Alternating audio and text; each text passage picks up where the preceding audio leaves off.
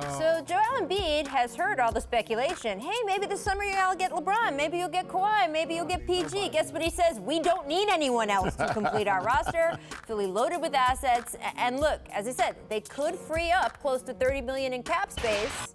Do you all agree, though, Paul? Do you think that if Paul George, do you think they need to pursue him in free agency? LeBron, if he opts out? You know what? The way they got their chemistry down with this group right here, I don't think they need nobody else. They have their superstars. You got Ben Simmons, you got Embiid, and then you got the veterans around them. You look at Ilyasova, you look at Bellinelli. You look at, they're solid all around the board. Dario Saric, Covington, these guys are young. Number 1 overall pick. Let them grow together. Let them grow together.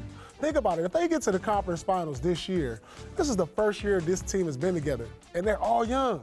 This team for the next 3 or 4 years, along with Boston, are going to rule the East. So, Tony, if you had that roster, if you were on this team with that roster, would you say no to LeBron James or Paul George if they want to come join your team? I can never say no to those guys. However, though, I do like the fact that Joel Embiid has motivated the team and let all the guys know that he's riding with them and he's Philadelphia Sixers crazy. So it only helps the next year, I believe. And if you have a guy like LeBron come, we already know his style of play. We know what he brings, and it only helps, I believe. But I'm saying you put Ben Simmons, then that means you're taking Ben Simmons off the ball. Exactly.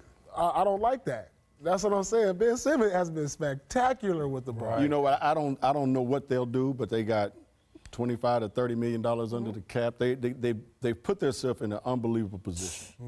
Their future, and Embiid said our future is now, and I love the way he thinks. You know, the process is taking place. The process has gotten them to this particular point, and their future is bright. You know, son, your future is bright because you guys are going to be together for a long time, and you're going to be good for a long time.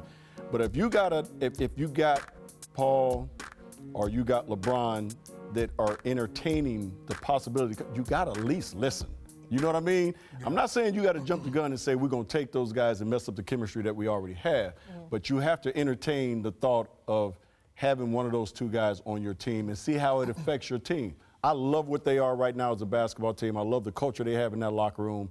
They got 2 superstars and a young one that we really didn't see. Markel Fultz, we really haven't seen him. We saw little glimpses of him during the season. If that kid is completely healthy, that's another kid that can be a star on this team. So you might be right, Paul. They might not need anything. I don't think they need anything. Now, he didn't, of course, we have to say again, Joel did not specifically say, I don't want LeBron James or I don't want Kawhi if he's available or whatever. But he did say, stood up for his guys, as you said, I don't want Tony. Nobody. I like my guys. I like my guys. That's good to hear.